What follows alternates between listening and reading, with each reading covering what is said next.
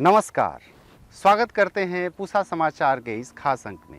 जैसा आप सभी को विदित है, भारत एक कृषि प्रधान देश है, जहां आज भी 70% से अधिक ग्रामीण जनसंख्या अपने जीविकोपार्जन के लिए कृषि या इससे संबंधित व्यवसाय पर निर्भर है। हमारे देश में छोटे और सीमांत किसानों की संख्या बहुत अधिक है, लेकिन उनके जोत का आकार छोटा है। हाल ही में हुए कृषि जनगणना के अनुसार हमारे देश में कुल 146.5 मिलियन लैंड होल्डिंग है, जिसमें से 68.5% किसान सीमांत श्रेणी में आते हैं। सीमांत श्रेणी मतलब वे किसान जिनके पास 1 हेक्टेयर से कम खेती योग्य जमीन है। भारत में कृषि के लिए उपयोग किए जाने वाले कुल संचालित क्षेत्र का आकार 157.8 मिलियन हेक्टेयर है, लेकिन इसमें से केवल 24% भूमि ही सीमांत किसानों के पास है। इन किसानों के पास औसतन लगभग 0.4 हेक्टेयर यानी कि 1 एकड़ खेती योग्य जमीन है, जिसके माध्यम से वे अपना जीविकोपार्जन करते हैं। पूसा संस्थान ने ऐसे ही किसानों के लिए एक समन्वित कृषि प्रणाली मॉडल का यानी कि इंटीग्रेटेड फार्मिंग सिस्टम मॉडल का विकास किया है, जिसका उद्देश्य पोषण और निरंतर आजीविका सुनिश्चित करना, नियमित आय एवं रोजगार उत्पन्न करना तथा बदलते जलवायु परिदृश्य के तहत मिट्टी के स्वास्थ्य और पर्यावरण सुरक्षा को बनाए रखना है। पिछले अंक में हमने 1 हेक्टेयर के लिए समन्वित कृषि प्रणाली मॉडल के बारे में विस्तार से चर्चा किया था। इस अंक में हम जानेंगे कि 1 एकड़ में समन्वित कृषि प्रणाली मॉडल करके किसान भाई कैसे लाभ कमा सकते हैं। इसी विषय पर हमसे चर्चा करने के लिए आज हमारे साथ मौजूद हैं डॉक्टर राजीव कुमार सिंह जी, जो प्रधान वैज्ञानिक हैं सस्य विज्ञान संभाग में। सर, आपका स्वागत है। धन्यवाद। सर, हमें सबसे पहले हमारे दर्शकों को ये बताइए कि ये समन्वित कृषि प्रणाली मॉडल क्या है, और यह मॉडल एक हमारा 1 हेक्टेयर का भी मॉडल है, और ये जो आपका 1 एकड़ का मॉडल है, तो 1 हेक्टेयर के मॉडल से यह मॉडल कैसे भिन्न है? तो जैसा कि मैं किसान भाई आपको समन्वित कृषि प्रणाली मॉडल की हम बात करते हैं, तो समन्वित कृषि प्रणाली मॉडल का मतलब होता है कि आप जो भी फसलों के साथ साथ जो अन्य घटक या इंटरप्राइजेज हैं उसमें हम सम्मिलित करते हैं, जैसे कि सब्जियों और धान्य, तिलहनी, दलहनी फसलों के साथ साथ जो है मछली पालन उसमें करते हैं, मुर्गी पालन करते हैं, डेयरी करते हैं, उद्यान वाली फसलों को हम उसमें लेते हैं। यानी सारे कंपोनेंट का जो है आपस में समाहित करते हैं। एक जो कंपोनेंट या घटक होता है दूसरे घटक को जो है फ़ायदा पहुंचाता है। तो इस हिसाब से जो है 1 हेक्टेयर के कंपेरिजन, जैसा कि इन्होंने कहा कि 1 हेक्टेयर का और 1 एकड़ के कंपेरिजन में कैसे ये, तो हम आपको बताना चाहूँगा किसान भाइयों की जो 1 एकड़ का है, क्योंकि जैसा कि आप देखेंगे जो मेजॉरिटी फार्मिंग कम्युनिटी की है, करीब 1 एकड़ से लेकर 1 हेक्टेयर क्षेत्रफल जो है करीब करीब जो सीमांत किसान भाई हैं वो इसमें आते हैं, और इनकी मेजॉरिटी सबसे अधिक है। तो उसके हिसाब से सीमांत भाई किसानों के लिए क्या क्या घटक और या इंटरप्राइजेज हो सकती है, उस पर हम आपको विस्तार से चर्चा करेंगे। जैसा कि तो डॉक्टर साहब, इसमें क्या क्या मुख्य घटक है? इसमें मुख्य रूप से मैं किसान भाइयों आपको बताना चाहूँगा कि हम लोगों ने इसमें उद्यान और सब्जी फसलों के साथ साथ जो है पॉली हाउस एक है, 600 मीटर स्क्वायर एरिया में हम लिए हुए हैं।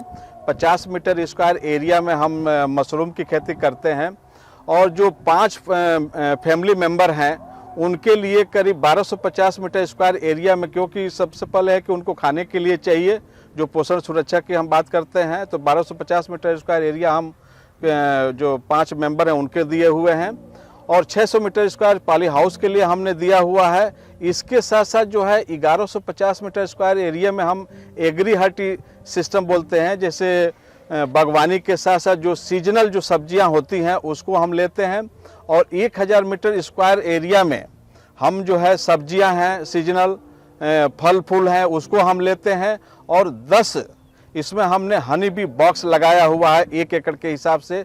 तो इस तरह से जो है 4000 मीटर स्क्वायर एरिया में हमारे ये मुख्य रूप से घटक हैं। मतलब कुल मिला के हम वेजिटेबल या सब्जी की ज़्यादातर खेती कर रहे हैं इसमें, और ओपन में जैसा कि आपने बताया कि मटर की हो गई, या किसान की जो आवश्यकता है उसको भरपाई करते हुए आपने इस तरीके का इंटेंसिफिकेशन किया हुआ है। सर, जैसा कि आपने बताया कि इस मॉडल में आप पॉली हाउस के अंदर भी खेती करते हैं, साथ ही साथ मशरूम उत्पादन का भी है और ओपन में भी आप कल्टीवेशन करते हैं। तो किसान भाई ये जानना चाहेंगे कि ये पॉली हाउस बनाने में लगभग कितना खर्चा आता है? मैं किसान भाइयों को बताना चाहूँगा कि जो पॉली हाउस बनाने में जी करीब 600 मीटर स्क्वायर क्षेत्रफल है इसका, जी और 6 लाख से लेकर 7 लाख इसकी जो लागत आती है। जी और साथ ही साथ मैं किसान भाइयों को ये भी बताना चाहूँगा कि सरकार के द्वारा जो है इस पे 50 से 60% सब्सिडी दी जा रही है। तो इससे हमारे जो किसान भाई हैं पॉली हाउस को आसानी तरीके से अपने खेतों पर स्थापित कर सकते हैं और इसमें विभिन्न प्रकार की जो फसलें हैं वो हमारे किसान भाई ले सकते हैं। तो सर, किस प्रकार की फसलें इसमें ले सकते हैं? तो क्योंकि जो बाहर लगाई जाती हैं फसलें, उनकी प्रजातियां अलग होती हैं। पॉली हाउस के लिए मेरे ख्याल से अलग प्रजातियां बनाई जाती हैं। तो इसमें कौन कौन सी फसलें ली जाती हैं और आप कौन सी लेते हैं और इनकी प्रजातियां कौन कौन सी हैं? मुख्य रूप से मैं किसान भाइयों पॉली हाउस के, क्योंकि हमारा जो पॉली हाउस है नेचुरली वेंटिलेटेड पॉली हाउस है, और इसमें मुख्य रूप से जो हम फसलें लेते हैं, टमाटर की फसल हम लेते हैं। इसके बाद जो है इसके साथ ही आप शिमला मिर्च जो विभिन्न प्रकार की जो हरे के रूप में, पीले के रूप में, लाल के रूप में आती हैं, आप शिमला मिर्च ले सकते हैं। तीसरी फसल इसमें जो है कुकुम्बर, खीरे की हम फसल बात करते हैं, कुकुम्बर की फसल ले सकते हैं। 3 तो रही ये सब्जियों की, और चौथा हमारे किसान भाई जैसे फूलों की हम बात करते हैं तो इसमें झरबेरा भी ले सकते हैं। और इन 4 फसलों से लेने के लिए जो हमारे किसान भाई इससे अच्छी तरह जो है शुद्ध आय के रूप में वो प्राप्त कर सकते हैं। सर, जैसा कि अभी टमाटर लगा हुआ है, तो इसकी आपने रोपाई कब की है? इसकी हमने जो है टमाटर की रोपाई हमने जो है 12 अक्टूबर को जी हमने इसकी रोपाई कर थी। और इसकी जो प्रजाति है, क्योंकि जैसा कि मैं किसान भाई को बताना चाहूँगा कि पॉली हाउस की जो प्रजाति होती है जो ओपन में आप करते हैं उससे अलग होती है।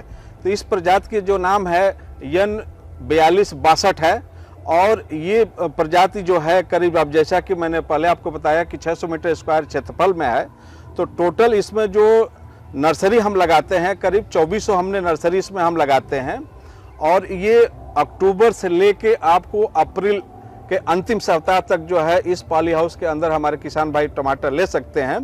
और आपको ये भी मैं बताना चाहूँगा कि प्रति पौधा जो है करीब 6 से 8 केजी औसत के रूप में जो है हमारे किसान भाई इससे प्राप्त कर सकते हैं। और टोटल जो टमाटर की फसल से कितना खर्चा आता है करीब मैं आपको बताना चाहूँगा कि 600 मीटर क्षेत्रफल में हमारे किसान में 3,60,000 रुपया इसकी लागत आती है, और 2,40,000 रुपया जो है इससे शुद्ध आय आती है टमाटर की खेती से। अगर यदि किसान भाई हमारे पॉली हाउस के अंदर टोमेटो की खेती करते हैं, जैसा कि मैंने आपको पौधों के बारे में बताया, तो इससे क्या होता है कि टमाटर से करीब लागत कॉस्ट आती है 1,30,000 आती है, और शुद्ध आय इससे 1,14,000 आती है। जैसा कि कुकुम्बर की आपको बताना चाहूँगा, पहले भी मैंने बताया कि 3,60,000 इसकी लागत आती है और 2,40,000 आपकी शुद्ध आय के रूप में आप प्राप्त कर सकते हैं। तीसरी फसल आपकी जो है कैप्सिकम, जो शिमला मिर्च के रूप में हम जाने जाते हैं, तो उसको हमारे किसान भाई 600 मीटर स्क्वायर में लेते हैं, तो उसकी जो लागत आती है 1,20,000 उसकी लागत आती है, और शुद्ध आय के रूप में हमारे किसान भाई 1,30,000 शुद्ध आय के रूप में प्राप्त कर सकते हैं ये पॉली हाउस से। सर, ये पॉली हाउस में खेती करने में क्या सावधानियां बरतनी है, किन किन बातों का ख्याल रखा जाता है, उसके बारे में थोड़ा बताइए। कि सिंचाई कैसे देना होता है, आप कैसे दे रहे हैं, इसके बाद इसमें कब इसका वेंटिलेशन प्रॉपर हो उसका भी ध्यान दिया जाता है। तो इन सब बातों को थोड़ा सा किसान भाइयों को बताएं। सर्वप्रथम मैं किसान भाई आपको, जैसे कि सिंचाई के बारे में प्रश्न है, तो सिंचाई के बारे में हमारे इस दोनों साइड में हमारे एक करीब 2000 लीटर के टैंक लगे हुए हैं, और 2 टैंक है। एक टैंक से हम पानी के साथ फर्टिलाइज़र, जो लिक्विड फर्टिलाइज़र आता है, उसको हम मिक्स करके जो है टाइम टू टाइम, जैसे फसल की ग्रोथ होती है, ग्रोथ के अकॉर्डिंग हम उसको, जैसे अभी ग्रोथ इस समय टमाटर की अच्छी है, तो हफ्ते में कम से कम 2 से 3 बार इसमें हम जो है ड्रिप के थ्रू देते हैं। अगर कोई इसमें हमको बीमारी या कीड़े की संभावना होती है तो हम उसके लिए अलग से टैंक है, उसमें भी हम मिश्रण करके और ड्रिप के थ्रू जो है इसमें हम सप्लाई करते हैं, जिससे कि जो भी कीड़े मकोड़े अगर इन केस आते हैं तो उसको हम नियंत्रण कर सकें। हाँ, क्योंकि इसमें 2 दरवाजे लगे हुए हैं, तो इसका क्या अभिप्राय है इस पॉली हाउस में? 2 दरवाजे इसलिए लगे हुए हैं कि जो जिस उसमें फसल है, इस दरवाजे खोलने से पहले उसमें जो भी लोग आए उनको आने के बाद और बाहर का जो दरवाजा है उसको हम बंद कर देते हैं उसके बाद ही, क्योंकि अगर हमारा दरवाजा खुला रहेगा पॉली हाउस का तो उससे क्या होता है कि कीड़े मकोड़े आने के चांसेस बढ़ जाते हैं। तो इसलिए मैं किसान भाइयों को बताना चाहूँगा कि जब भी अंदर आप एंट्री करें तो जो मुख्य दरवाजा है उसको बंद करने के बाद ही एंट्री करें। अंदर का दरवाजा तब खोलें, बाहर का दरवाजा बंद हो जाए, ताकि इससे कीड़े जो आए उनकी संभावना बिल्कुल ना नहीं के बराबर हो। तो इस तरह से अगर किसान भाई करते हैं तो हम कीड़े और बीमारियों से उसको बचा सकते हैं। और दूसरा है कि जैसे कि नेचुरली वेंटिलेटेड की हमने बात की, तो इसमें चारों तरफ से हमारा जो है एक नेट लगा हुआ है, क्योंकि टमाटर के जो रबी की फसल है तो इसमें आप देखेंगे कि दिसंबर और जनवरी के महीने में ठंड हमारी ज़्यादा हो जाती है, तो शाम को हम इसको जो है कवर कर देते हैं और पूरे रात भर कवर करने के बाद जैसे हम सुबह आते हैं तो इसको ऊपर कर देते हैं, जिससे कि हमारे पौधों को धूप की रोशनी प्रॉपर मिलती रहे और उससे हमारी पौधे की ग्रोथ के साथ साथ उत्पादन भी अच्छा प्राप्त हो। अच्छा डॉक्टर साहब, आपने ये जो टमाटर लगाई है इनमें एक पौधे से दूसरे पौधे की क्या दूरी है, और एक जो रो है दूसरे रो से मतलब पंक्ति से पंक्ति के बीच की क्या दूरी है? जैसा कि इसको कैसे मेंटेन करें किसान भाई?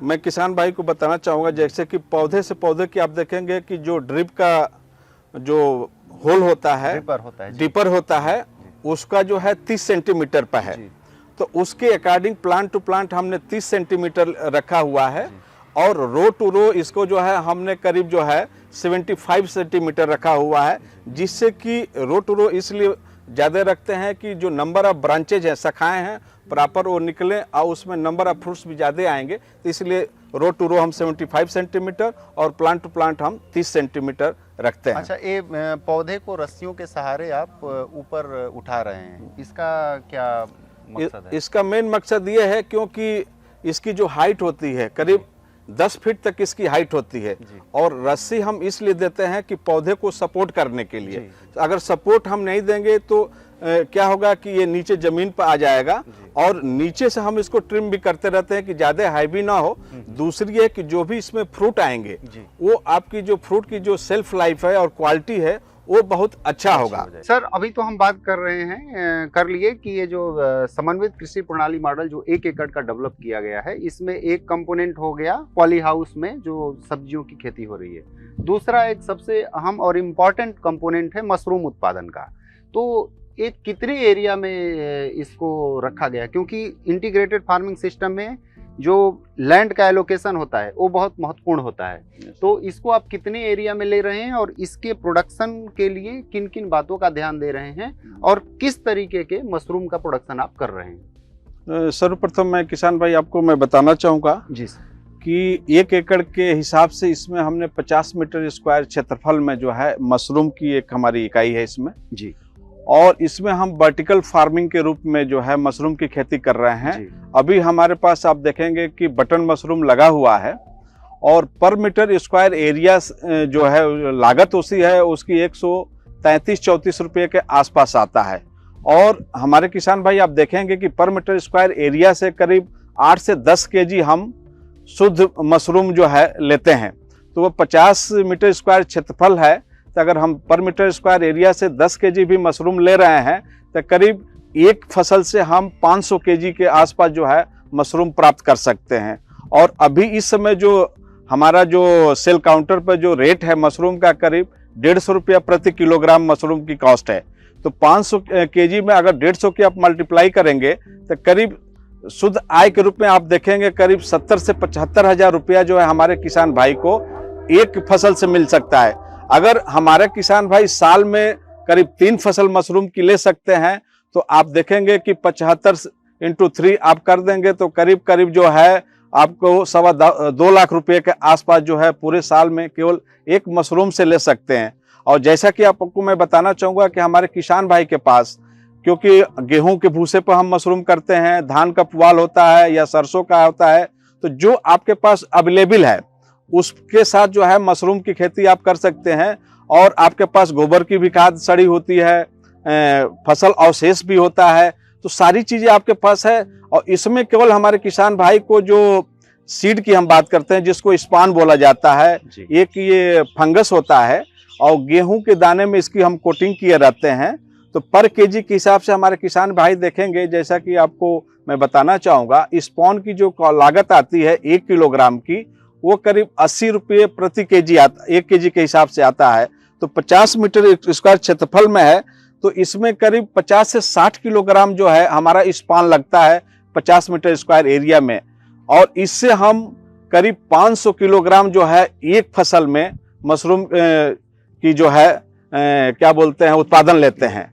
तो शुद्ध आय के रूप में हमारा मशरूम से करीब 70 से 75 हजार रुपया हमारे किसान भाई 50 मीटर स्क्वायर क्षेत्रफल से प्राप्त कर सकते हैं। दूसरा ये भी मैं आपको बताना चाहूँगा कि बहुत सारी बीमारियां हैं, जैसे कि हाइपरटेंशन की हम बात करते हैं, जो हमारे देश में आप देखेंगे जो शुगर की जो है पेशेंट हैं। दूसरा है कुछ कैंसर जिनको होता है, उसमें भी लड़ने की क्षमता डेवलप होती है। और बहुत सारा इसका वैल्यू एडिशन, मशरूम का जो आप देखेंगे वैल्यू एडिशन के रूप में आप देखेंगे कैंडी बन रहा है, सॉस बन रहा है, सूप बन रहा है, पापड़ बन रहा है, इसके बिस्किट्स बन रहे हैं। वैल्यू एडिशन में करीब 8 से 10 आइटम जो है आज के डेट में मार्केट में बिक रहा है। तो हमारे किसान भाई एक तो सब्जी के रूप में हम उपयोग करते हैं, दूसरा वैल्यू एडिशन के रूप में बहुत सारा हम उपयोग करते हैं, और दूसरा ये है कि लागत बिल्कुल इसमें कम है। और तीसरा है हमारे किसान भाई, क्योंकि भारत सरकार जो है इस पे आपको सब्सिडी भी दे रही है, मशरूम को उत्पादन करने में जो है हमारे सरकार का फोकस भी है, तो हमारे किसान भाई जो है मशरूम को जो है सब्सिडी के रूप में भी लेके ग्रो कर सकते हैं। दूसरा है कि लेने के बाद बाकी जो मटेरियल हमारा बच जाता है एज ए ऑर्गेनिक के रूप में आप अपने सॉइल के अंदर इनकॉर्पोरेट कर सकते हैं। तो उससे आपके तो जो जैसा कि हम कहते हैं ना कि आम के आम और गुठलियों के दाम, तो इससे दोनों चीजें हमारे किसान भाई ले सकते हैं। तो सर केवल बटन मशरूम लेते हैं या और भी कोई प्रजातियां हैं जो ग्रो करते हैं, और इनका समय क्या होता है, कब लगाते हैं? तो मैं किसान भाई को बताना चाहूंगा कि बटन मशरूम केवल हम 15 अक्टूबर से लेके मार्च 15 तक ले सकते हैं, लेकिन ये भी आपको देखना है उस समय तापमान और रिलेटिव ह्यूमिडिटी कितना है, इसको आपको जरूर देना, क्योंकि बटन मशरूम ग्रो करने के लिए 20 डिग्री जो है मैक्सिमम तापमान होना चाहिए। अगर मिनिमम जो है 5 डिग्री तक होता है, अगर उससे भी कम होता है तो हमारे किसान भाई उसमें हैलोजन लगा सकते हैं, जिससे कि तापमान को नियंत्रित करने के लिए। दूसरा है जो गर्मी और वर्षा के समय जो है हमारे किसान भाई, एक मिल्की मशरूम होता है, दूसरा होता है ओयस्टर। इन भी 2 फसलों का कम से कम जो है 2 फसल हमारे किसान भाई, क्योंकि 3 से 3.5 महीने की एक फसल होती है, तो हमारे किसान भाई मिल्की और ओयस्टर ये भी दोनों फसल जो है आप ले सकते हैं। क्योंकि थोड़ा ओयस्टर में क्या होता है कि सेल्फ लाइफ, आपको ये भी ध्यान देखना है कि सेल्फ लाइफ थोड़ा सा उसमें जो है कम होती है मिल्की और बटन के कंपैरिजन में। तो हमारे किसान भाई अगर साल भर लेते हैं तो मशरूम के द्वारा आप अच्छा जो है शुद्ध आय के रूप में प्राप्त कर सकते हैं। जी सर, आपके इस मॉडल में एग्री हॉर्टी सिस्टम का भी समावेश किया गया है, तो एग्री हॉर्टी सिस्टम में आप किन किन फसलों को ले रहे हैं या किन किन फ्रूट ट्रीज को आप ले रहे हैं? सर्वप्रथम मैं आपको बताना चाहूँगा कि एग्री हॉर्टी सिस्टम में करीब 1100 मीटर स्क्वायर क्षेत्रफल में हम इसमें डिस्ट्रीब्यूट किए हैं जी। और एग्री हॉर्टी में जो उद्यान वाली फसलें हैं, सर्वप्रथम इसमें हम अनार लिए हैं। अनार की जो प्रजातियां हैं, भगवा है, कंधारी लाल है और गणेश है, 3 प्रजातियां, क्योंकि हमारे देश में देखेंगे करीब 30% क्षेत्रफल में जो है ये उगाई जाती है। इसके साथ साथ हमने किन्नू भी इसमें लिया हुआ है, जो किन्नू की प्रजाति है पंजाब किन्नू 1 वैरायटी है जी। और वो 3 साल के बाद जो है फ्रूटिंग उसमें जो है स्टार्ट हो जाती है। जैसा कि मैं आपको बताना चाहूँगा कि हमने जो अब तक हार्वेस्ट किया है, एक किन्नू जो पंजाब किन्नू 1 प्रजाति है, एक पेड़ से करीब 60 से लेके 80 केजी तक हमने हार्वेस्ट किया है। और पर केजी जो किन्नू की कास्ट देखेंगे 40 रुपये प्रति किलोग्राम के हिसाब से जो है वो सेल होता है, जो मूल्य मिलता है। जी। इसके साथ साथ कुछ हमने अमरूद की भी इसमें एग्री हॉर्टी में अमरूद की प्रजातियां हमने लिया है, जैसे इलाहाबाद सफ़ेदा है, हिसार सफ़ेदा है, हिसार सुरखा है, ललित है, इनको हमने इसमें लिया हुआ है जो बहुत ही प्रचलित प्रजातियां हैं। और उसके साथ साथ एक फालसा प्रजाति उद्यान में आती है और बहुत ही कम समय के अप्रैल से लेकर जून तक वो आती है, 2 से ढाई महीने की जो है वो बिकता है। उसमें करीब आयरन का सबसे बड़ा सोर्स होता है और 200 रुपया प्रति किलोग्राम जो है हमारा फालसा सेल होता है जी। उसका जो स्वाद देखेंगे खट्टा मीठा के तरह होता है, तो लोग उसको बड़ा ही पसंद करते हैं। और इसके साथ साथ हमने सीडलेस हमारे संस्थान से जो नींबू की प्रजातियां निकाली गई वो हमने लिया हुआ है। और लास्ट में एग्री हर्टी में एक हमने करौदा लिया हुआ है जो साल में 2 बार फ्रूटिंग आती है, जो चटनी, पिकल्स और अन्य चीज़ों में उपयोग उसका होता है। तो इस तरह से हमने एग्री हर्टी में उद्यान वाली जो फसलें ली है। अच्छा डॉक्टर साहब, ये जो उद्यान वाली हॉर्टिकल्चर क्रॉप है, ये लगाने के कितने दिन बाद इनसे हम फसल पैदावार ले सकते हैं, जैसे कि फ्रूट ले सकते हैं? जैसा कि मैं बताना चाहूँगा कि जो फ्रूट वाली जो फसल है, इस जैसे अनार है, अनार का 2 से 3 साल के बाद हमारे किसान भाई जो है इससे उत्पादन आप प्राप्त कर सकते हैं। इसी तरह आपका अमरूद में है, उसका भी जो है 3 साल के बाद हमारे किसान भाई ले सकते हैं। किन्नू में क्या होता है कि उसमें 2 साल के बाद जो है फ्रूटिंग स्टार्ट हो जाती है, तो किन्नू से भी 2 से ढाई साल लगता है और उससे भी हमारे किसान भाई ले सकते हैं। जैसा कि मैंने आपको बताया, फलसा केवल साल में 1 बार आता है, तो फलसे की जो फसल है वो साल में 1 बार आती है, लेकिन उसका जो मूल्य होता है वो बहुत हाई होता है। तो उसमें क्या होता है कि जैसे और फसलों से हम कंपैरिजन करते हैं तो प्राइस हाई होने की वजह से वो कंपनसेट हो जाता है। जैसे अमरूद की देखेंगे साल में 2 फसल आती है, अनार की जो है 2 फसल आती है, लेकिन उसमें केवल 1 फसल आती है।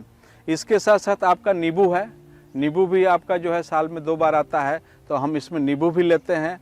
तो इस तरह से जो उद्यान वाली फसलें की जो है उत्पादन हमारे किसान भाई ले सकते हैं।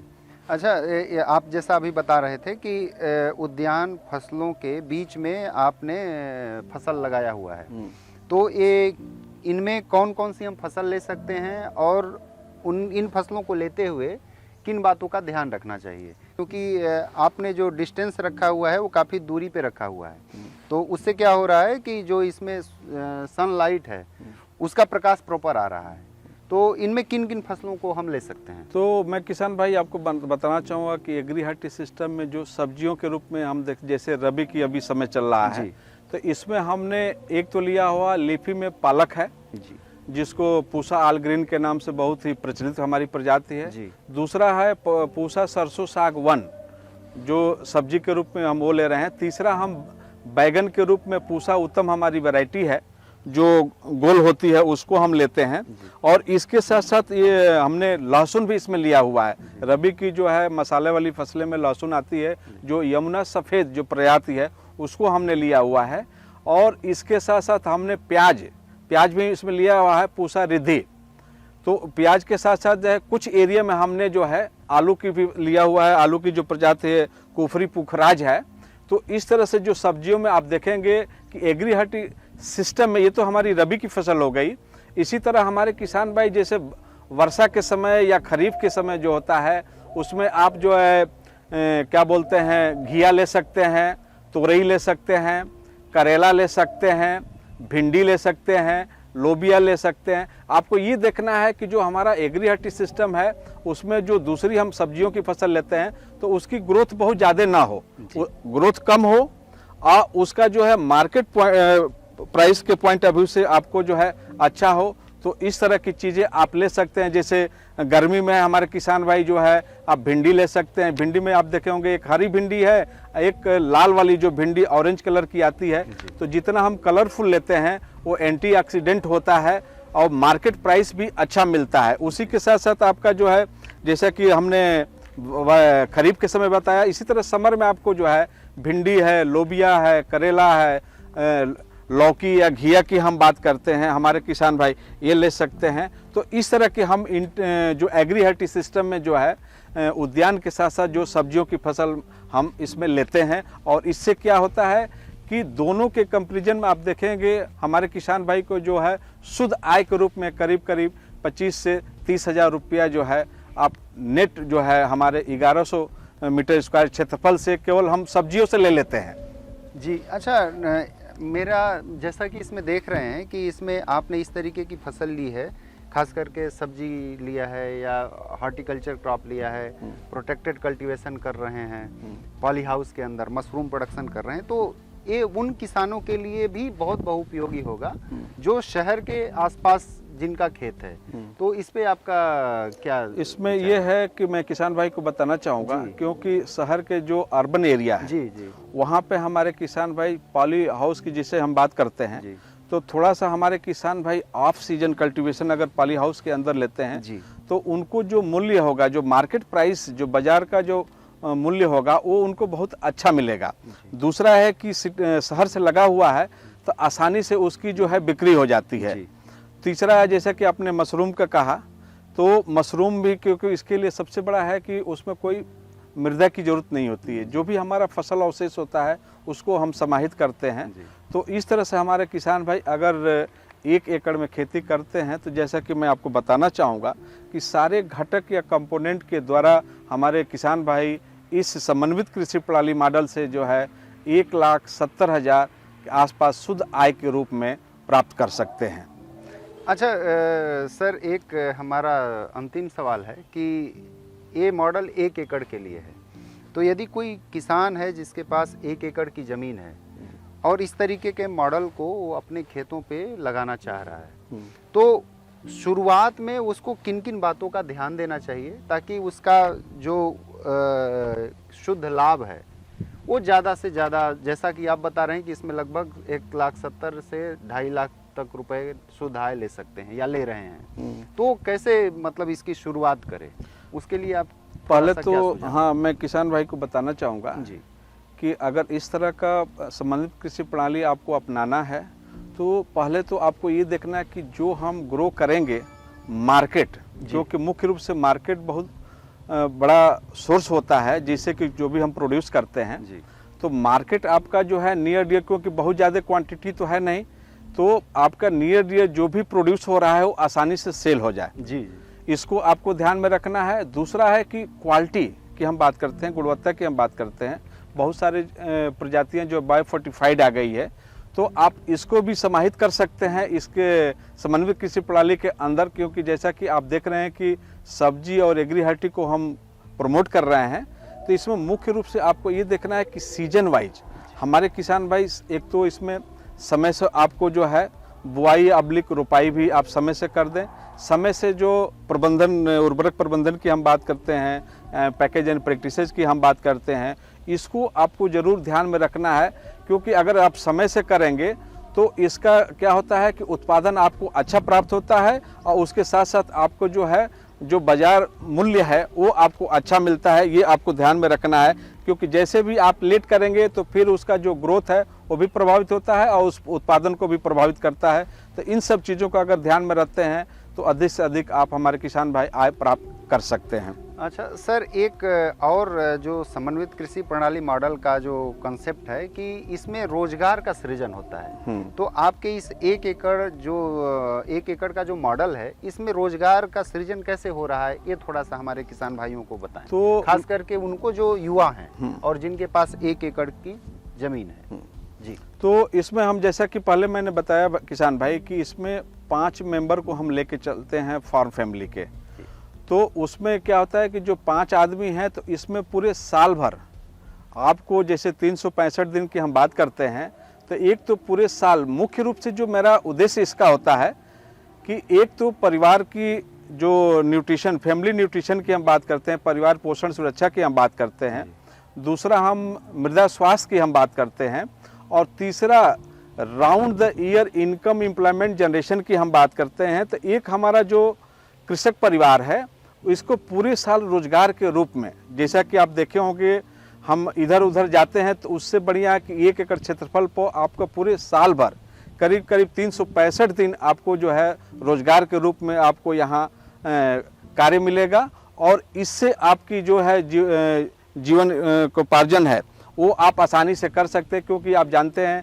कि इसमें बच्चों को पढ़ाना भी है, सोशल भी रिस्पॉन्सिबिलिटी है, तो इन सब चीज़ों को हम कैसे करना है, तो 1 एकड़ से हमारे किसान भाई आप इस पर किसी दूसरे पर आश्रित नहीं रहेंगे और 1 एकड़ से आपको पूरे साल रोजगार के साथ साथ इसमें जैसा कि पोषण सुरक्षा की हमने बात की, मृदा स्वास्थ्य की बात की, तो ये तीनों चीज़ों, क्योंकि जैसा कि आप जानते हैं जलवायु परिवर्तन की जो है बहुत सारी चीज़ें इसमें जलवायु परिवर्तन हो रही है, तापमान का जो है अप डाउन हो जाता है, बढ़ जाता है। जी। जैसा कि अभी आप देखे होंगे 2-3 दिन पहले जो है तापमान जो है कम था, अभी ज़्यादा हो गया है, तो इसका भी इस पर प्रभाव पड़ता है। तो इसमें क्या होता है कि अगर एक हमारा घटक जो है अच्छा नहीं करता है तो दूसरे से हमारे किसान भाई जो है उसकी भरपाई कर सकते हैं, पूर्ति कर सकते हैं। तो इसलिए उन जो समन्वित प्रणाली की हम बात करते हैं छोटे सीमांत किसानों के लिए, तो ये बहुत ही अच्छा और उपयोगी है।